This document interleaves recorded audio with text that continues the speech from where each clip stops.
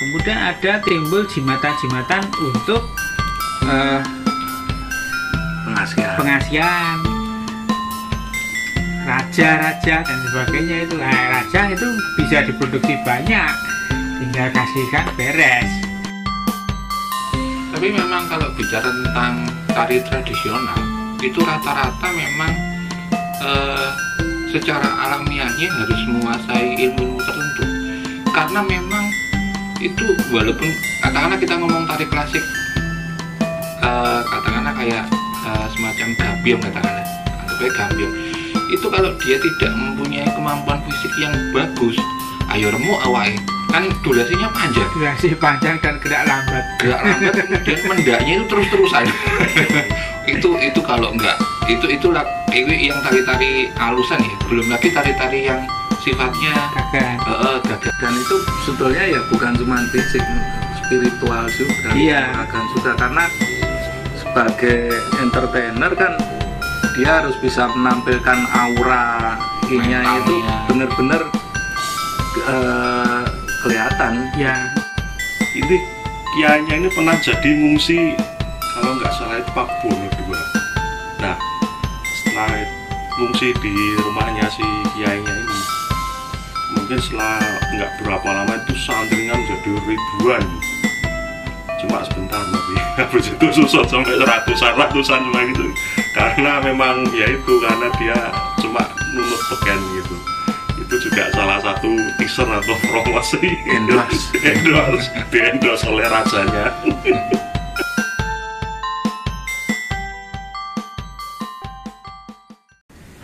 Iya, jangankan yang mudi kanuragan, yang sepele-sepele aja, yang tirakat, yang itu aja udah dihancurkan. Iya. Dan itu juga kalau menurut saya pribadi, yang kalau penjajah itu atau Belanda itu memang bisa dibilang sebagai penjajah lah. Itu yang dilarang itu pembuatan senjata pada waktu itu. Pembuatan keris empu-empu itu kan banyak yang beralih ke pembuatan alat-alat pertanian gitu. Jadi memang mungkin di abad ya sesudah perang Diponegoro itulah, kalau di Jogja dan sekitar itu kayaknya ya setahu saya waktu itu empu-empu waktu itu dilarang untuk membuat senjata, terus akhirnya beralih ke pembuatan alat-alat pertanian lah. Senjata-senjata yang pusoko yang beredar itu ya memang akhirnya warisan simbahnya, diwariskan gitu kan. Dan kalau prajurit Belanda itu malah justru banyak yang dari pribumi, tapi komandannya itu memang yang bule-bule itu kan. Zaman dulu itu kan nggak ada sebenarnya nasionalisme ala sekarang, itu kan nggak ada. Pokoknya ya kerja dengan aku tak bayar. Negara belum ada. Jadi yang dibela itu ya memang sultannya atau rajanya atau bendoronya pada waktu itu. Ini kalau dari sudut pandang saya seperti itu. Jadi ya mungkin mereka juga dilarang ya juga kalau mau berlatih kanuragan, makanya banyak yang diam-diam gitu kan. Iya, dibelokkan. Ya makanya dibikin norma itu biar orang kan berpaling toh, biar meninggalkan kan. Dan juga kan kalau untuk kayak pukulan jarak jauh gitu kan, itu kan zaman dulu itu kan nggak instan, harus belajar begini, puasa dan lain sebagainya. Nah, terus kan kalau londo kan tinggal dor gitu kan, terus kelenger gitu kan. Loh, ini gampang doh, rasa kudu poso, tak cekeli bedil ya, gitu. Makanya sebenarnya kita juga mengalami transformasi, artinya dari belajar kemudian pukulan jarak jauh atau bagaimana, itu kan melalui tirakat dan berpuasa atau olah kanuragan yang cukup hebat. Kemudian transformasinya itu timbul benda-benda yang mendukung itu, kerjanya sama tetapi yang minim tirakat, seperti kantong macan Iya, jimat-jimat itu. Iya. Nah, itu kan merupakan transformasi dari ilmu yang lari cepat, kemudian ada jimatnya untuk lari cepat itu tanpa harus melalui proses panjang-panjang ritual panjang-panjang, punya itu udah bisa. Walaupun untuk membentuk jimatnya itu juga melalui ritual yang panjang. Ya sama saja tuh. Tapi kan bisa dikeke. Kan bisa dikeke. Seperti itu ritual wong liya wae. Seperti itu apa? Pistol apa itu kan juga yang buat ya lama, risetnya sama. Tapi begitu dikasihkan orang bisa. Ya seperti itu, dibuat itu ya dikasihkan orang bisa. Nah, transformasinya. Bedanya kantong macan nggak bisa diproduksi massal. Iya. Umpamanya seperti itu. Nek pistol bisa. Yaitu kalahnya memang seperti itu, nggak bisa massal, tetapi itu merupakan hasil transformasi yang pola ini. Kemudian kebal, kemudian ada jimatan kebal. Ya, batu itu. Kemudian sampai dengan ilmu pengasihan juga. Iya. Pengasihan yang dulu itu ada Semar Mesem, ada Semar Kuning, ada Arjuna Selor, ada macam-macam itu. Kemudian ada timbul jimatan-jimatan untuk pengasihan. Raja dan sebagainya itu. Raja itu bisa diproduksi banyak, tinggal kasihkan beres. Iya. Tapi pada dasarnya itu orang Jawa zaman dulu itu sudah mengenal benar tentang struktur pola pendidikan. Struktur pola pendidikan itu dalam arti yang pertama itu fisiknya harus kuat dulu. Setelah fisiknya kuat, itu kan termasuk jantung dan segala macam, itu maksudnya atribut fisiknya kuat dulu, itu dilatih gimana caranya. Setelah itu terus ternyata baru sadar, ternyata ketika fisik kuat itu dibentuk karena keyakinan, belajar keyakinan, akhirnya dibentuk karena terus kemudian naik ke atasnya, habis keyakinan konsentrasi.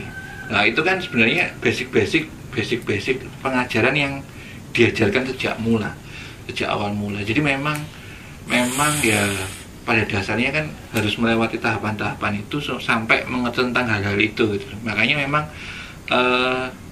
diajarkan di awal memang kembali lagi ke bentuk pengolahan kanurah dan pengolahan fisik yang kedepannya bakal menghasilkan keterampilan olah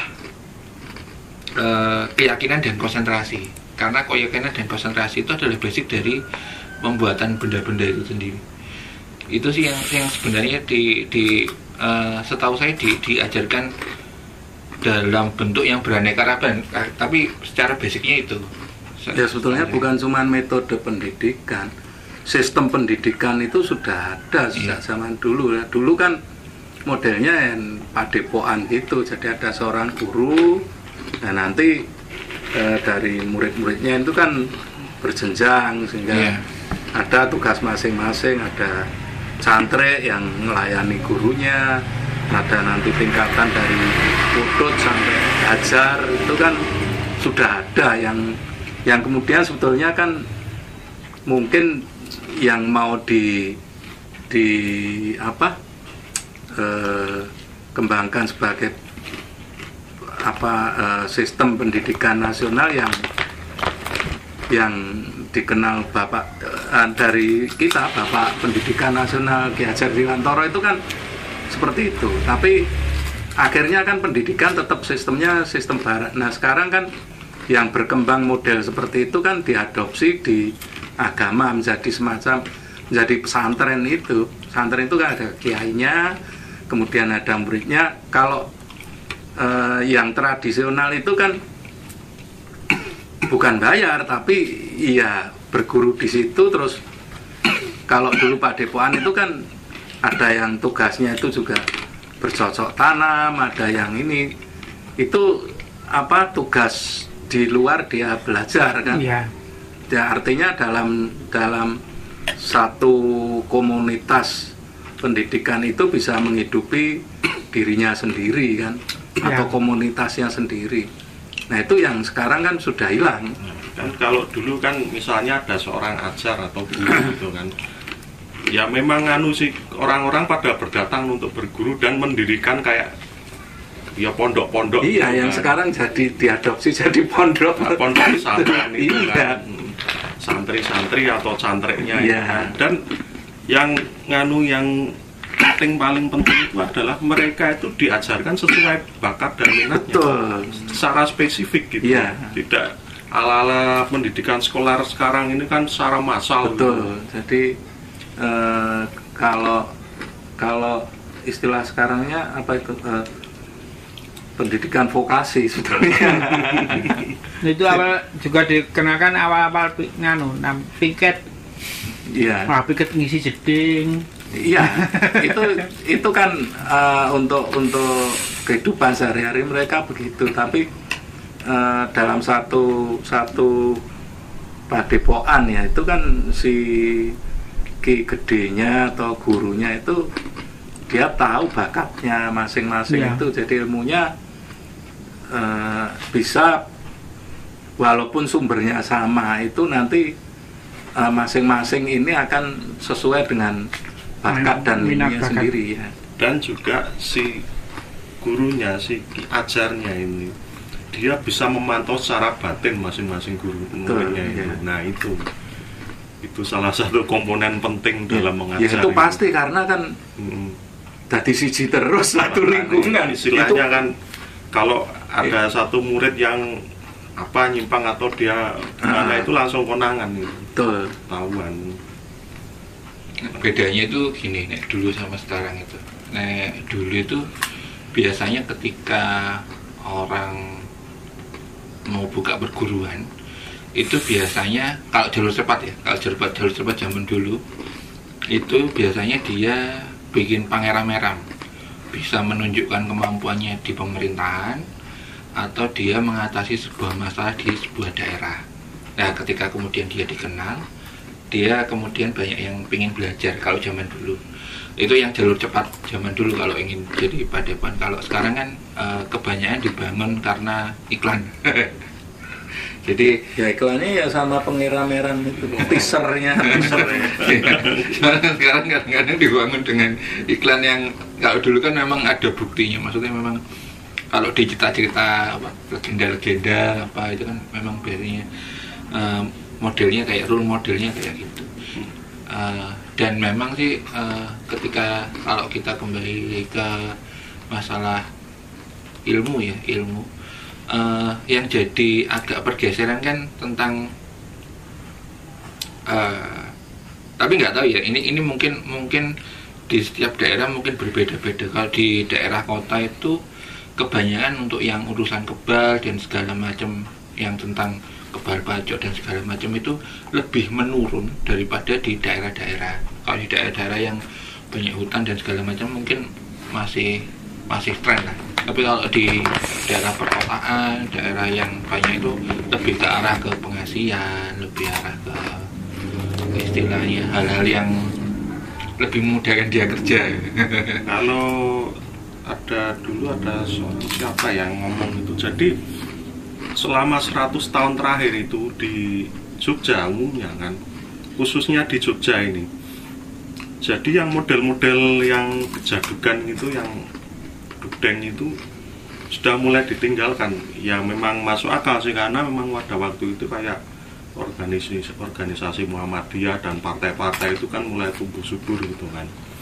Di samping itu juga karena orang-orangnya itu lebih seneng belajar tentang kasepuan, dan yang seneng-seneng yang kanoman itu hanya minggir kayak di Klaten, terus di Boyolali, pokoknya yang pinggiran-pinggiran gitu. Dan itu bahkan kalau orang-orang tua Klaten itu yang sepuh-sepuh itu yang masih dugdeng gitu, banyak itu. Saya pernah ketemu beberapa gitu, saya wawancarai gitu ya ceritanya dia dugdeng gitu kan. Ya memang ada pergeseran waktu itu kan, khususnya di Jogja. Di samping itu juga karena memang ya mungkin juga pengaruh Belanda juga gitu. Kita melihat dari sudut pandang lain gitu. ya seperti itu. Ya kalau menurut saya pengaruh Belandanya itu ke mindset ya, Mindset. yang akhirnya orang mulai meninggalkan ke situ. Itu kalau pengaruh Belanda itu kan yang ilmiah tadi. Jadi kalau di zaman saya itu, saya masih remaja, masih banyak saya ketemu yang, apalagi yang sepuh-sepuh. Kalau di lingkungan saya dulu yang masih muda-muda aja, yang bangsanya Tipetel Mendat itu ya, masih banyak dan masih banyak orang senang berguru begitu. Ya, tahun 80-an berapa itu? Kayak sebelum 80 ke atas itu masih banyak. Di tempat saya di kota aja masih ada yang kalau dan dipamerkan waktu 17 Agustus itu ya, nah itu kesempatan anunya itu 17-an itu ya, mengambilkan kemauannya itu. Nah, setelah itu mundur, kemudian kita beralih, banyak yang berkembang itu di sektor kesenian. Ya, Seninya. Tapi juga kesenian itu juga dibalut dengan kanuragan juga, seperti contohnya di Ponorogo. Itu seperti reog, seorang warok harus bisa mempunyai ilmu-ilmu kanuragan yang sedemikian tinggi, tetapi juga mampu menampilkan tampilan kesenian yang mumpuni, termasuk jaranan itu. Ya, kalau di Jogja dan sekitarnya mungkin sampai Solo dan itu ya ada jaranan atau jadilan. Ya, jadilan, ebek. Tapi memang kalau bicara tentang tari tradisional itu rata-rata memang secara alamiahnya harus menguasai ilmu-ilmu tertentu. Karena memang itu walaupun katakanlah kita ngomong tari klasik, katakanlah kayak semacam gambyong, katakanlah anggapnya gambyong, itu kalau dia tidak mempunyai kemampuan fisik yang bagus, ayo remuk awake, kan durasinya panjang. Durasi panjang dan gerak lambat. Kemudian mendaknya itu terus-terusan. itu kalau enggak, itulah yang tari-tari alusan ya, belum lagi tari-tari yang sifatnya gagahan atau kesatrian itu gerakannya waduh. Apalagi yang model reokan, jaranan, wah itu. Oh, yang halus saja atau bedoyo itu. Iya. Kita orang mandek. Kita orang bergerak tapi bukan kuda-kuda terus itu sebetulnya. Iya.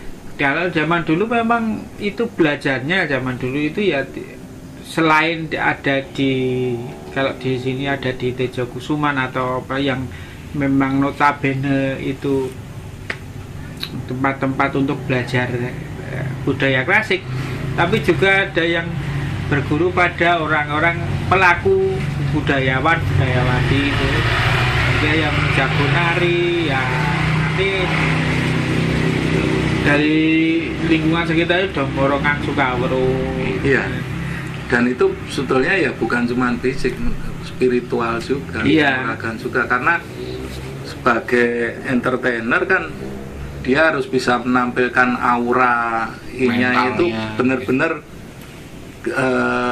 kelihatan. Ya, makanya kalau yang belajar di pelaku-pelaku itu zaman dulu pasti diajari bagaimana untuk bisa menampilkan yang baik.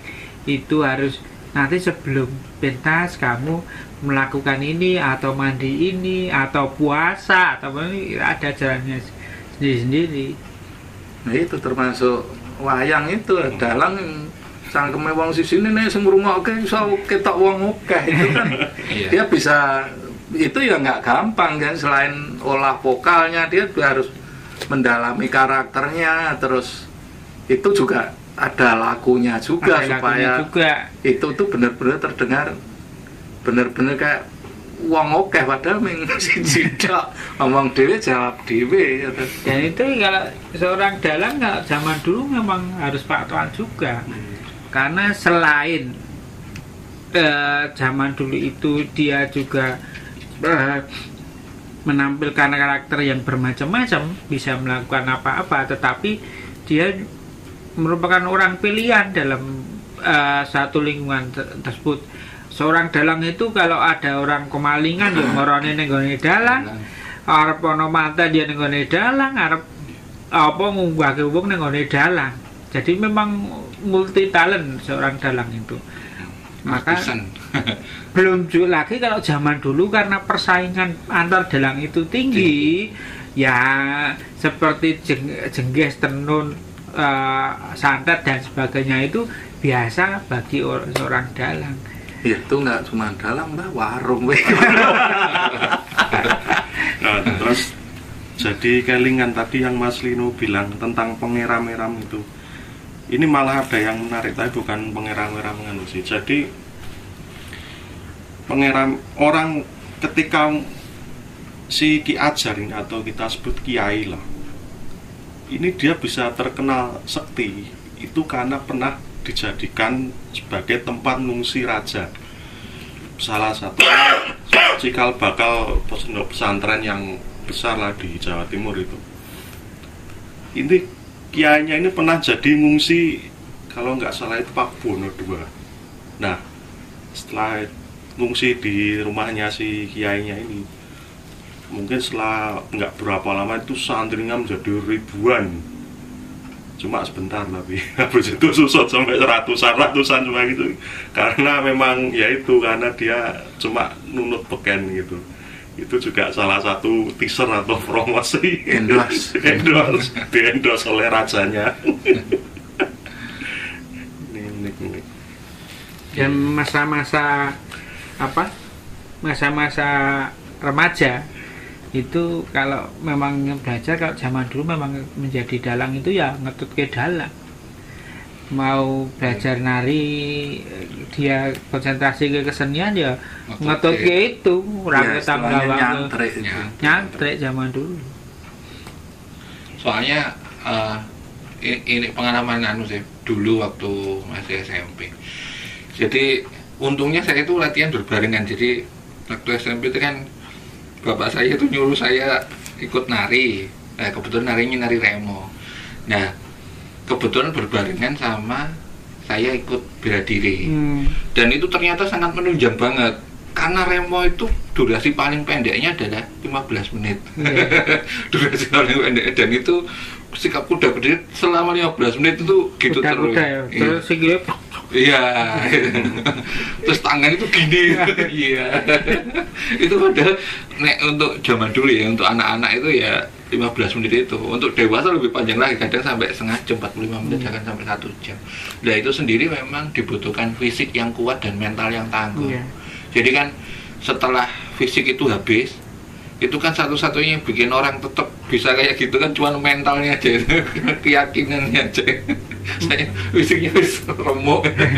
Makanya kan banyak ya maksudnya kesenian yang berbalutkan atau seni bela diri yang berbalutkan kesenian. Iya. Seperti kalau sini Jadilan itu itu bela diri tapi ya di kesenian kan. Kalau itu harus seperti remo itu, karena posisi jelas itu kuda-kuda. Di beberapa daerah malah digabungkan antara pengetahuan makhluk halus sama sistem kesenian. Yang sampai yang jadi yang kayak di Banyuwangi kalau nggak salah, itu yang sampai ditarui kudung ayam itu, terus dibuka itu udah ganti baju. Itu Banyumas. Sintren. Lengger. Sintren ini Dawa. Iya, istilahnya maksudnya benar-benar dipadukan. Kalau pengamatan saya sih itu terjadi kan mungkin karena era penjajahan ya, karena era penjajahan latihan itu dikira nanti latihan perang atau latihan apa, disamarkan jadi latihan kesenian itu. Makanya basicnya kalau yang kesenian tradisional, wah itu mesti berbalut itu, karena ya memang namanya juga seni itu adalah ilmu jiwa ya, pengaplikasian jiwa. Jadi ya ya itu susahnya itu. Kalau zaman dulu semua profesi menurut saya, termasuk pasti guru agama itu spiritual. juga harus punya dasaran ilmu klenik dulu. Sampai kalau di abad-abad sebelum 19-an, 17, 18, bahkan sampai 16 itu malah kalau nulis karya sastra itu rata-rata berbalut dengan spiritual. Kalau nggak dibalut spiritual kayaknya kurang ngetren ketika era itu. Jadi makanya kayak Kidung Wirayat Jati, terus Kidung macam-macam yang ciptanya kebanyakan yang beredar Ronggo Warsito itu kebanyakan berbalut memang spiritual itu, karena memang penghargaan atas spiritual besar dari dulu sih sampai zaman sekarang sebenarnya, cuman eranya udah beda. Itu gede banget, dan karena pengajarannya itu kalau terang-terangan mungkin karena takut di TO Belanda ya. jadi disamarkan dengan cara bermacam-macam. Jadi mau nggak mau, karena era zamannya kayak gitu, ya akhirnya belajar itu termasuk paket lengkap. Jadi kalau zaman sekarang kan kadang dibeda-bedakan antara pengetahuan, olahraga, spiritual itu kan dibeda-bedakan. Kalau zaman dulu kan sepaket lengkap ya itu. Dan gurunya memang hanya satu itu. Kalau sekarang kan ada guru mata pelajaran. Dulu nggak ada. Ya, seorang ajar atau dalang atau apa yang menjadi gurunya itu yang meliputi itu. Jadi seorang dalang itu yang mengajarkan cabetan, mengajarkan suluk, ngajarke cerita, sanggit dan musik, sebagainya. Musik termasuk lakunya menjadi seorang dalang. Harus gimana supaya harus makannya harus dijaga. Ngelmu nolak udan barang itu diajarkan oleh seorang. Termasuk ini yang legendaris itu dalang itu mindahi si perut. Jadi makan terus tapi yang pipis yogone atau termasuk ilmu penglaris Jaya Kawijayan itu dalang.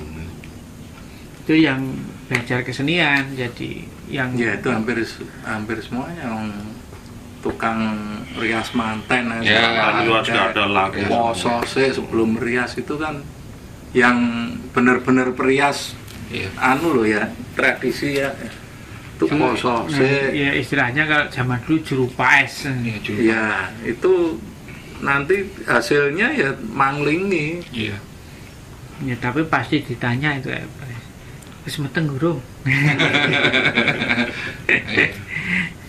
Saya memang pengalaman saya ngobrol-ngobrol sama juru-juru paes kuno itu rata-rata mereka itu dianggap berhasil ketika si manten itu jadi berbeda, jadi bener-bener manglingi. Nah, itu yang bener-bener istilahnya dianggap wah ini lah istilahnya. Kalau sekarang kan mungkin jadi cara make up ya, tapi kalau dulu lebih dari cara make up itu. Ya kalau zaman dulu namanya merabu. Iya, merabu. Main indah berwibawa kayak rojo merabu. Ya, tapi kalau sekarang kan jadi alatnya kan. Iya. Bedaknya, perlengkapannya itu yo mangling yo tuwa iso dadi ketok nom tenan. Larang ya. Dempule kaya jutaan. Dempul dicat gitu. Sing cethoke ketok magic. Mulai ingat zaman saya manten. Ini kan belangnya kan banget lah. Nah, ketika menyampaikan ini susahnya setengah mati. Ya, tablek. Saya juru masih gede-gede kok iso belang itu mas. Ya itu bacanya dari kanuragan, kemudian kesenian ya. Kemudian ada yang memang nggak suka keduanya. Orang ini memang aneh. Setelah dari remaja sudah berbeda. Itu yang menggeluti cuman spiritual. Iya, ada juga. Dan itu memang piniji, artinya memang berkebutuhan khusus ya. Yang disukai memang tapi juga spiritual ini karena yang diolah adalah rasa. maka banyak yang spiritual itu bergabung ke kesenian. Artinya kesenian itu bukan di one man show, artinya yang menjadi pokok, tapi menjadi pengiring. Nah, biasanya itu pengerawit atau ya pengiring, bukan lagi.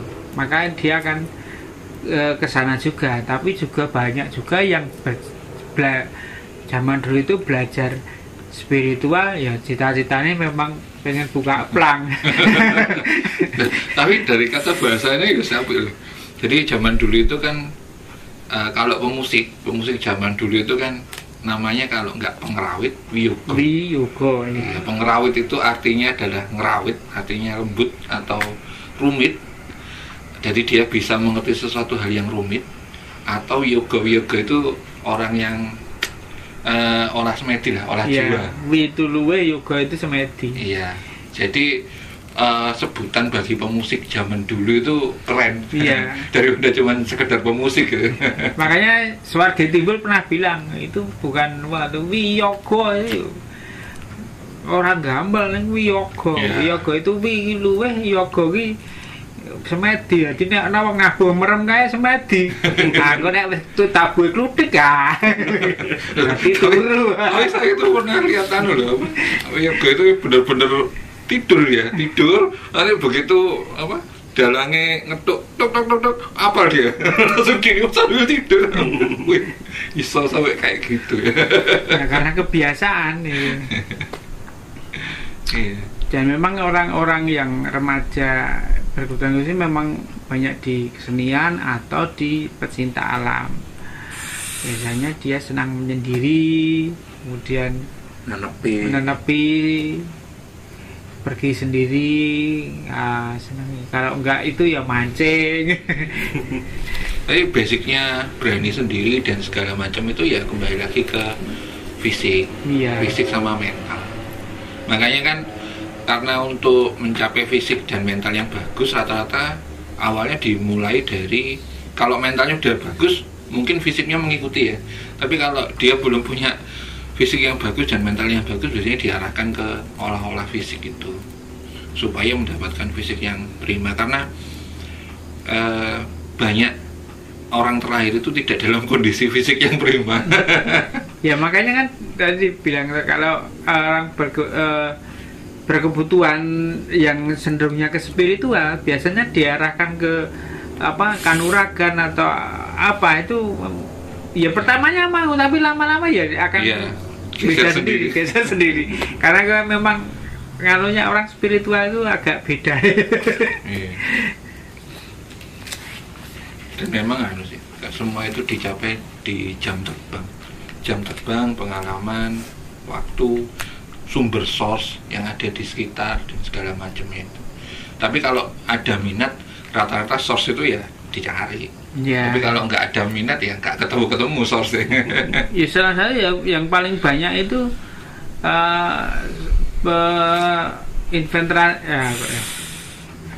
yang mempengaruhi itu ya keluarga paling dekat. Keadaan keluarga itu ada tokoh yang mumpuni masa ini. Kalau kesenian umpamanya bapak ini seorang dalang ya, anaknya pengerawit paling murah itu. Kalau bisa jadi dalang, nanti ponak-ponakane sekitarnya itu pasti akan terpengaruh. Karena grup yang seperti itu. Juga spiritual ini nanti bapaknya apa, ya, nanti anaknya kecenderungannya spiritual. Bapak ini seorang dukun, ya anaknya nanti lama-lama jadi dukun, nggak dia minimal pintar tirakat. Ya minimal yang akan diajari tirakat juga. Tapi memang ada yang bapaknya nggak ada turunan apa-apa, dia belajar sendiri, memang seneng ya, seneng tirakat, seneng puasa, seneng laku. Iya, itu pengaruh selain dari keluarga kan lingkungan. Iya. Si mungkin tonggone nek sing tokoh apa, tokoh berhasil nyantrik tanggone terkenal dukun. Tapi dukun itu dulu itu sebutan terhormat kan? Terhormat. Dukun itu bedanya ajar sama dukun. Itu kalau ajar itu lebih ke pengetahuan. yang sifatnya universal, tapi kalau dukun itu lebih ke sifat khusus. Makanya kan praktisi. Jadi sifatnya lebih, makanya ada dukun bayi, ada dukun manten, iya, ada dukun spesialisasi. Ya. Kalau sekarang kan dokter spesial. Iya. Dulu ya dukun spesial. Kalau sekarang itu yang masih melestarikan itu kan saudara-saudara kita yang ada di Tengger. Iya. Itu yang terhormat kan dukun yang. Betul. Cuman kan karena kembali lagi kayak yang ngomongannya Mas Agung tadi yang tentang apa? Norma yang dibentuk, akhirnya kan kadang-kadang orang kalau sekarang dipanggil dukun nih sok izin. Padahal dukun itu sebutan terhormat itu. Iya. Menolak disebut dukun atau paranormal. Iya. Padahal yang dukun aslinya. Ya dukun itu profesi ya. Beda dengan ini, kalau ya sama-sama profesi, tapi kalau yang apa ajar atau tadi itu kan dia di pendidikan. Iya. Banyak ke pengajaran ya.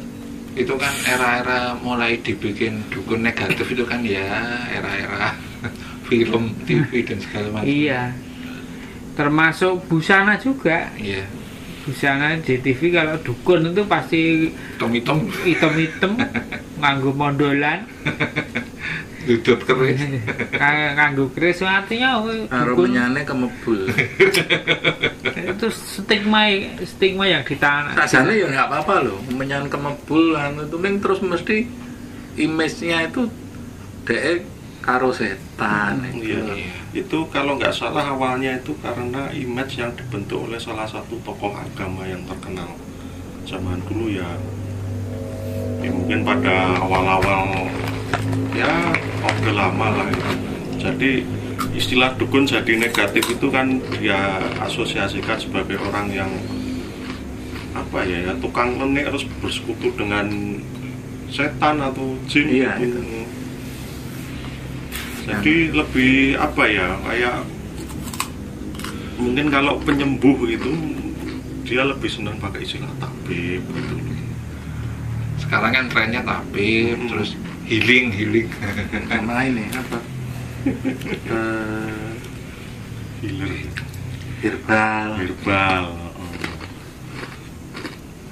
Padahal dukun dulu itu kalau dia jamu itu sebenarnya juga dukun jamu. Dukun jamu ya. Ya dukun kan profesi. Dia punya keahlian, dan makanya kan jadi lucu kalau ya itu apalagi yang dukun ya, yang terus dianggap apa bekerja sama dengan setan dan sebagainya, itu yang adat-adat yang ini aja kan dianggap juga mesti pakai jin ya. Jadi satu yang aneh ketika apa ya tadi tentang orang yang punya kemampuan tertentu ya, kemampuan ya anggap saja itu linuwe yang beda dengan